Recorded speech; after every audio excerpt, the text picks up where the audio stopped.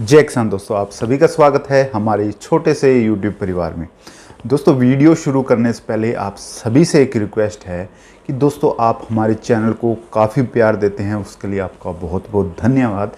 लेकिन जो हमारे चैनल्स पर व्यूज़ आते हैं उसमें से सिर्फ 8% व्यूज़ ही ऐसे होते हैं जिन किसान भाइयों ने हमारा चैनल सब्सक्राइब कर रखा होता है, और जो 92% व्यूज़ हैं वो ऐसे व्यूज़ आते हैं जो हमारे वीडियोस तो रेगुलर देखते हैं, हमें प्यार रेगुलर देते हैं, लेकिन उन किसान भाइयों ने, युवा साथियों ने हमारा चैनल सब्सक्राइब नहीं कर रखा।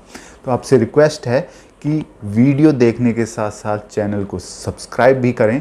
उसमें आपका कुछ नहीं जाएगा, लेकिन हमें हौसला मिलता है आपके लिए नई नई अच्छी जानकारी से भरपूर वीडियोस लाने का। अब बात करते हैं आज की वीडियो के बारे में। दोस्तों, आज की वीडियो मैं इसलिए बनाने जा रहा हूं क्योंकि जो लॉकडाउन का टाइम है उसके बाद डेयरी फार्मिंग में काफ़ी बूम आया है। जो हमारे युवा साथी हैं जिन्होंने ग्रेजुएशन कर रखा है, जो और काफ़ी सारे ऐसे युवा भी हैं जो अभी इंजीनियरिंग में हैं, या फिर जिन्होंने किसी और बिज़नेस में है, या फिर जो बिज़नेसमैन लोग हैं, वो काफ़ी सारे लोग डेयरी फार्मिंग में आ रहे हैं। लेकिन उनमें से काफ़ी सारे डेयरी फार्म मुनाफा न होने के कारण, मुनाफा न कमाने के कारण बंद हो जाते हैं, या फिर वो 1-2-3 साल तक चलाते हैं और बाद में उन्हें बंद करना पड़ता है। तो आज की इस वीडियो में आपको 3 ऐसे मूल मंत्र बताने वाला हूं जिनको अगर आप फॉलो करेंगे तो आप अपने डेयरी फार्मिंग व्यवसाय को सही तरीके से चला पाएंगे, उसमें मुनाफा भी कमा पाएंगे। तो दोस्तों, जो सबसे पहला जो मेरी टिप्स है आपके लिए वो ये है कि डेयरी फार्मिंग मैनेजमेंट। दोस्तों, आपको मैनेजमेंट पर ध्यान देना चाहिए। जो आप डेयरी फार्म कर रहे हो आप अच्छे से मैनेज कीजिए। ये नहीं कि आपने डेयरी फार्म में इन्वेस्टमेंट कर दिया, आपके पास कोई लेखा जोखा नहीं है, आपने कितना इन्वेस्ट किया है, आपके पास कितनी पूंजी है, और शुरू करके सिर्फ लेबर के हवाले छोड़ दिया। तो ऐसे में कुछ नहीं हो पाएगा। आपको करना क्या चाहिए, मैं आपको एक एग्जांपल के थ्रू बताता हूं कि मान लीजिए आपने 10 लाख रुपए अपने डेयरी फार्मिंग व्यवसाय में इन्वेस्टमेंट करने हैं जगह के अलावा। तो ऐसे में आपको क्या करना चाहिए, 70% जो आपका पैसा है वो आप स्टार्टिंग में इन्वेस्टमेंट कीजिए पशुओं में, और जो शेड है, इसके अलावा जो इक्विपमेंट खरीदने हैं उसमें। चाहे पशु 1-2 कम आ जाएं, कोई दिक्कत नहीं है, लेकिन 70% पैसा ही आप इन्वेस्टमेंट कीजिए इन चीज़ों में, और 30% पैसा आप बचा के रखिए। यानी कि अगर 10 लाख आप इन्वेस्टमेंट कर रहे हैं तो 7 लाख आप इन्वेस्ट कीजिए शुरू में, 3 लाख आपकी पॉकेट में होने चाहिए। अब उससे होगा क्या कि जब आप डेयरी फार्मिंग शुरू करेंगे, पहले 1-2 महीने में क्या है कि 2-3-4 महीनों में हमारे पास कस्टमर नहीं होते, तो हमें दूध भी सस्ते रेटों में डेयरी पर बेचना पड़ सकता है, तो वहाँ मुनाफा कम होता है, जिसकी वजह से हमें इन्वेस्टमेंट करना पड़ सकता है। और इसके अलावा जब धीरे धीरे हम डेयरी फार्मिंग को आगे बढ़ाते हैं, हमारे जो पशु हैं उनका दूध कम होने लगता है, तो उस दूध को मेंटेन रखने के लिए, उतनी क्वांटिटी को, उसके लिए हमें पशु ऐड करने पड़ते हैं नए, तो उसके लिए भी हमें पैसा चाहिए। अगर आप जेब में पैसा नहीं रखेंगे और सारा इनकम से ही आप आगे जो काम है वो सारे करेंगे, तो क्या है कि आपके पास बचेगा कुछ नहीं, और जब बचेगा कुछ नहीं तो क्या है कि धीरे धीरे कॉन्फिडेंस लूज़ होने लगता है, और फिर क्या है कि बहुत सारी चीज़ें दिमाग में आने लगती हैं और वो काम ज़्यादा दिन नहीं चल पाता। तो इसलिए आप ध्यान रखें पैसे का, और अपने एक प्लान बनाएं अच्छे से, उसके अकॉर्डिंग आप इन्वेस्टमेंट करें इसमें, तो आप निश्चित ही इस व्यवसाय में सफल होंगे। नंबर 2 पर जो मैं आपको बताने वाला हूं वो ये है कि पशुओं की खरीदारी।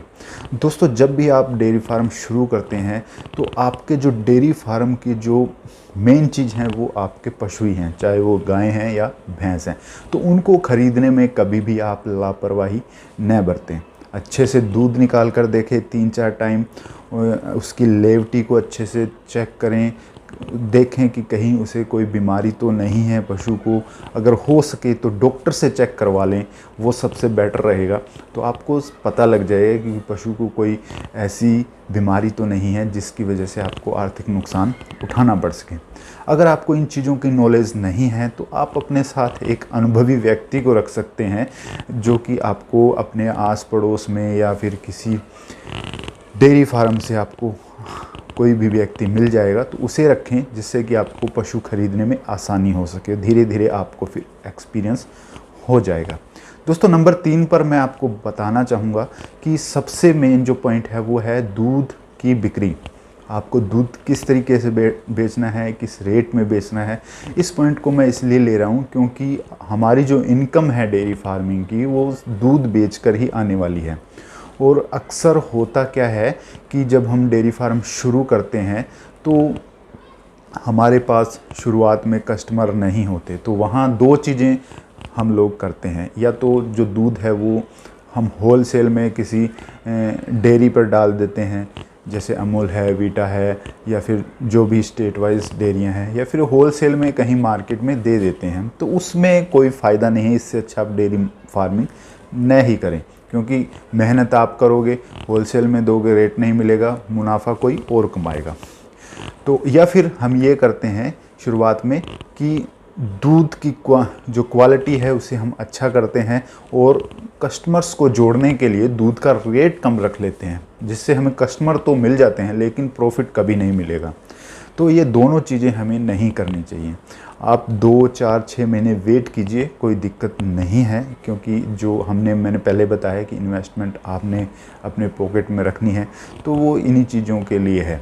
तो आप ओरिजिनल कस्टमर्स ढूंढिए, आप ऐसे कस्टमर्स ढूंढिए जिनको शुद्ध दूध चाहिए, दूध की क्वालिटी की कदर करते हो, तो उनको आप शुद्ध दूध दीजिए और साथ में ऐसा रेट रखें जो कि जिस रेट में आपको अच्छा प्रॉफिट मिल सके। आप किसी और को मत देखिए कि वो इतने में बेच रहा है तो मुझे भी इतने में बेचना पड़ेगा। नहीं, आप दूध की क्वालिटी को मेंटेन करें, दूध की क्वालिटी को अच्छा करें और रेट अपने अकॉर्डिंग लें। दोस्तों, मैं ये काम करता हूँ, 5-6 साल से कर रहा हूँ, तो मैं आपको एक्सपीरियंस से बता रहा हूँ। लोग बहुत हैं अच्छी प्रोडक्ट लेने वाले, अच्छा दूध खरीदने वाले। बस आपको थोड़ा सा इंतज़ार करना पड़ेगा, थोड़ी सी मेहनत करनी पड़ेगी मार्केटिंग पर उन लोगों तक पहुंचने में। लेकिन आप अगर ये चीज़ें करेंगे तो थोड़ा टाइम लग सकता है, लेकिन आप अपने प्रोडक्ट का अच्छा रेट ले सकते हैं। इसके लिए आप जो ऑनलाइन सोशल मीडिया प्लेटफॉर्म्स हैं उनका यूज़ कर सकते हैं। व्हाट्सएप है, फेसबुक है, यूट्यूब है, इन चीज़ों का आप यूज़ करके कस्टमर्स तक पहुंच सकते हैं। इसके अलावा अगर मान लीजिए स्टार्टिंग में दूध नहीं बिक रहा है 4-6 महीने, तो आप उस दूध को होलसेल बेचने की बजाय घी बनाइए। अब दोस्तों, घी का भी ये मैटर है कि शुद्ध घी नहीं मिल पाता है मार्केट में। अब जैसे मैं नॉर्थ इंडिया में रहता हूँ, तो यहाँ लोगों की मेंटेलिटी क्या है कि ज़्यादा से ज़्यादा भैंस का घी लोग लेना पसंद करते हैं। लेकिन मार्केट में जो पैकेजिंग में घी आता है या फिर डेयरीज़ पे मिलता है, वो लगभग गाय का होता है या फिर मिक्स मिलता है। तो अगर आप एक शुद्ध घी बनाएंगे, मान लीजिए आपके पास भैंस है, तो आप भैंस का शुद्ध घी भी 1000 रुपये से 1500 रुपये किलो तक बेच सकते हैं आराम से। और देसी गाय के घी का तो कोई मोल ही नहीं है। बस इन चीज़ों में आपको थोड़ा सा टाइम देना पड़ेगा, थोड़ी सी मार्केटिंग आपको आनी चाहिए, थोड़ा सा लोगों तक कैसे पहुंचेंगे वो चीज़ें मैंने आपको बताई हैं, वो चीज़ें फॉलो करें तो आप निश्चित ही ये चीज़ें कर पाएंगे। बस जल्दी मत कीजिए, 4-6 महीने लगते हैं इन चीज़ों में, धीरे धीरे सब कुछ सेट हो जाता है। तो दोस्तों, ये जो तीनों चीज़ें हैं अगर आप फॉलो करेंगे तो मैं आपको गारंटी दे सकता हूँ डेयरी फार्मिंग में आप कभी भी फेल नहीं होंगे, अच्छा मुनाफा कमाएंगे और डेयरी फार्मिंग में आप बहुत आगे तक जाएंगे। दोस्तों, एक बार फिर से आपसे रिक्वेस्ट है कि चैनल को सब्सक्राइब ज़रूर करें। इसमें आपका कोई पैसा नहीं लगता। इससे होता क्या है कि हमें मोटिवेशन मिलता है। तो वीडियो अच्छी लगी हो तो लाइक भी करें, चैनल को सब्सक्राइब भी करें और अपने किसान भाइयों के साथ, दूसरे साथियों के साथ शेयर भी करें जिन्हें ऐसी वीडियोस की ज़रूरत है। मैं फिर मिलूँगा एक नए टॉपिक के साथ, एक नई जानकारी के साथ। तब तक के लिए जहाँ भी रहें, स्वस्थ रहें, मस्त रहें। जय हिंद, जय भारत।